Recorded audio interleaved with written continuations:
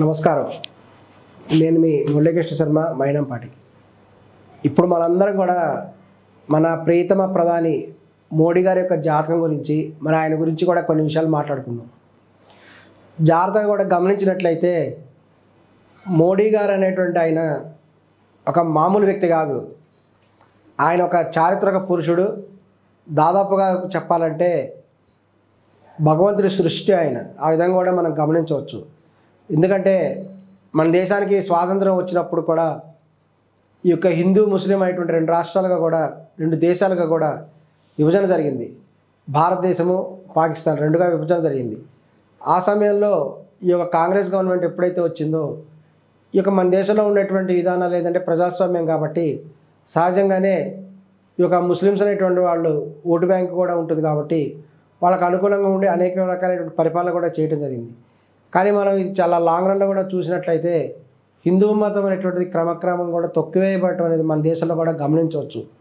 అనేక రాష్ట్రాల్లో కూడా ఈ యొక్క దేవాలయాలు ప్రభుత్వం స్వాధీనం చేసుకోవటము, వాటిలో అన్యమతస్తులు కూడా ఉద్యోగస్తులుగా ప్రవేశం జరగటము, ఈ విధమైనటువంటి తీవ్రమైనటువంటి ఇబ్బందులు కూడా అనేక దేవాలయాలు కూడా ఇప్పుడు ఎదుర్కొంటున్నాయి. అటువంటి సందర్భంలో ఈ యొక్క బాబర్ మసీదు యొక్క దాని గురించి కూడా మాట్లాడుకోవడం జరిగింది. అనేక ప్రముఖ దేవాలయములను కూడా విదేశీ ముస్లిమ్స్ కూడా దండయాత్ర చేసి వాటిని పడగొట్టి వాటి యొక్క ప్లేసుల్లో కూడా వాళ్ళు మసీదులు కట్టారు. ఈ యొక్క బాబరీ మసీదు గురించి ఎంతో కాలం కూడా పోరాటం జరుగుతున్నటువంటిది. ఆ సమయంలో మనం గమనించినట్లయితే ఈ యొక్క మోడీ అనేటువంటి ఆయన కూడా ఒక మామూలు వ్యక్తి, ఒక సాధారణ కూడా కార్యకర్తగా కూడా ఉండేటువంటి వాడు. ఆయన పూర్తిగా కూడా దేశభక్తిలో నిండిపోయినటువంటి వ్యక్తి. ఆయన గట్టిగా చెప్పాలంటే హిందూ మతంలోని ఒక రత్నం మోడీ గారు. ఆయన ఈ యొక్క పరిస్థితులన్నీ భారతదేశంలో ఉన్నటువంటి విషయాలన్నీ ప్రజాస్వామ్య వ్యవస్థ, ఓటింగ్ పద్ధతులు ఇవన్నీ కూడా ఈ యొక్క కింద స్థాయిలోంచి కూడా చూసినటువంటి వ్యక్తి. ఆయన ఎంతో నిశ్చితంగా గమనించినటువంటి వ్యక్తి. కానీ ఆయన మన దేశం పట్ల విపరీతమైనటువంటి ప్రేమ కలిగేటువంటి ఆయన, మనం హిందూ మతం పట్ల అనేక గౌరవము భక్తిభావం కలిగేటువంటి ఆయన ఈ యొక్క నరేంద్ర మోడీ గారు. ఇటువంటి పరిస్థితుల్లో కూడా కొంతమంది కూడా ఈ యొక్క బాబ్రీ మసీద్ దగ్గరికి వెళ్ళేసేసి దాని మీద కొంచెం దాడి చేసి ఈ యొక్క మరలా దేవాలయం కట్టాలి అనేటువంటి ఉద్దేశం కూడా చేసినప్పుడు సహజంగానే ఆ విధమైనటువంటి భావం కలిగింది. ఎందుకంటే కొన్ని వందల సంవత్సరాల నుంచి కూడా కేసు నడుస్తూ ఉంటే ప్రజలు ఎంతవరకైనా ఆగుతారు. ఆ సమయంలో హిందువుల మీద ఒక గోద్రా రైల్లో దాడి జరిగినప్పుడు అప్పుడు మోడీ గారు ఎంతో సమర్థవంతంగా కూడా ఎదుర్కొని ఎవరైతే దుష్ట చర్యలు చేశారో వాళ్ళందరికీ కూడా తగినటువంటి ఈ యొక్క ట్రీట్మెంట్ కూడా ఇవ్వడం జరిగింది. ఇది దేశమంతా కూడా సంచలనం కలిగించింది. ఆ సందర్భంలో ఈవెన్ మన ఆంధ్రప్రదేశ్లో చంద్రబాబు నాయుడు గారు ముఖ్యమంత్రి ఉన్నప్పుడు ఆయన కూడా ఈ యొక్క మోడీ గారిని తీసేయాలని కూడా చెప్పడం కూడా జరిగింది. అనేక దేశంలో ఉన్నటువంటి మనుషులు అనేటువంటి వాళ్ళు కూడా ఆయన విమర్శించినప్పటికి కూడా ఆయన కేవలం తనకు ఉన్నటువంటి రామభక్తితోటి దైవ సహాయం చేత ఆయన కూడా ముఖ్యమంత్రిగా అలాగే ఉన్నారు. కానీ ఆ తర్వాత జరిగినటువంటి కూడా ఎలక్షన్లో జాగ్రత్తగా గమనిస్తే ఆయన కూడా మరిగి ఎంతో మెజారిటీతో కూడా మరలా ముఖ్యమంత్రిగా గుజరాత్లో కూడా ఎన్నుకోబడ్డాడు. అప్పుడు ఆయన ఎంతో అభివృద్ధి కార్యక్రమాలు కూడా చేపట్టారు.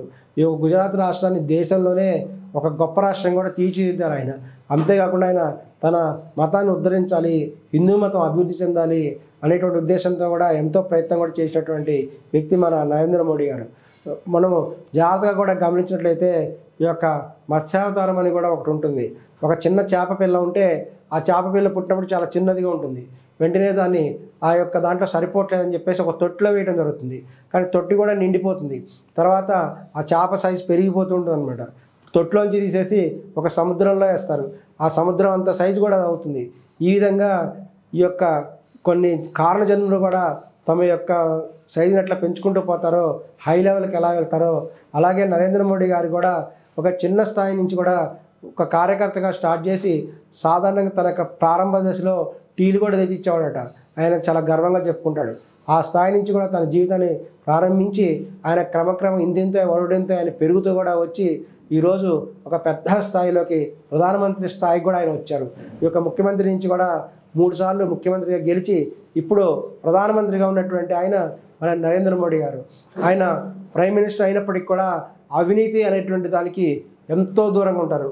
కేవలము ఆయన అనుయాయులు ఎవరైతే ఉంటారో వాళ్ళు అవినీతి చేశారని చెప్తారేమో కానీ నరేంద్ర మోడీ గారు అవినీతి చేశారు అని ఒక్క రాజకీయ నాయకుడు కూడా చెప్పలేడు. ఎందుకంటే అక్కడ 1% కూడా వాళ్ళు ఏమీ లేదు కాబట్టి. ఇంత అవినీతి రహిత పరిపాలన అందించేటువంటి అద్భుతమైనటువంటి రాజకీయ నాయకుడు మన నరేంద్ర మోడీ గారు.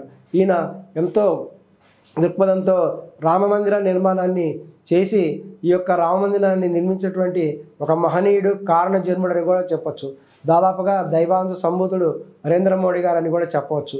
ఆయనకున్నటువంటి ఆ యొక్క జాతక ప్రభావం వల్ల ఆయన ఖచ్చితంగా కూడా ఆయనకున్నటువంటి ఈ యొక్క వైభవం కూడా పెరుగుతూ వస్తున్నది. ఆయనకున్నటువంటి రాజయోగం మనం గమనించినట్టయితే ముఖ్యమంత్రి చేశారు, 3 సార్ల తర్వాత ప్రధానమంత్రి కూడా ఆయన అనేక సంవత్సరాలు చేస్తున్నారు. ఇంకా పరిపాలన కూడా ఫ్యూచర్లో కూడా చేయడం జరుగుతుంది. అంతేకాకుండా అనేక దేవాలయాల పునరుద్ధరణ కూడా చేయడానికి పుట్టేటువంటి కారణ జన్ముడు ఈ యొక్క నరేంద్ర మోడీ గారు. కాబట్టి ఆయన ఇంకా పెరుగుతారు. ఇంత ఎవడింత అయినట్టు ఇంకా పెరిగి భారతదేశాన్ని ఈరోజు ప్రపంచ స్థాయిలో ఒక అగ్రదేశంగా నిలబెట్టేటువంటి ప్రయత్నం చేస్తున్నటువంటి ఆయన మన నరేంద్ర మోడీ గారు. త్వరలో కూడా భారతదేశం ప్రపంచంలోనే అమెరికా సరసన ఒక అగ్రదేశంగా నిలుస్తుంది. ఈ విధంగా చేయగలిగే సత్తా ఉన్నటువంటి నాయకుడు మన నరేంద్ర మోడీ గారు.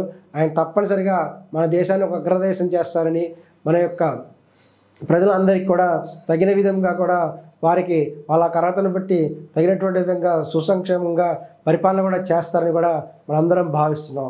కాబట్టి వచ్చే ఎలక్షన్స్లో కూడా ఖచ్చితంగా మన నరేంద్ర మోడీ గారే ఎలక్షన్లో గెలిచి ఆయన ఉన్నంతకాలం కూడా ఆయనే ప్రైమ్ మినిస్టర్గా ఉంటాడు అని కూడా అందరం కూడా భావించడం జరుగుతుంది. ఆ విధంగా కూడా ఆయన జాతకంలో కూడా ఉంది. ఆయన ఉన్నంతకాలం కూడా ఆయన రాజయోగం అనుభవించేటువంటి వ్యక్తే మన నరేంద్ర మోడీ గారు.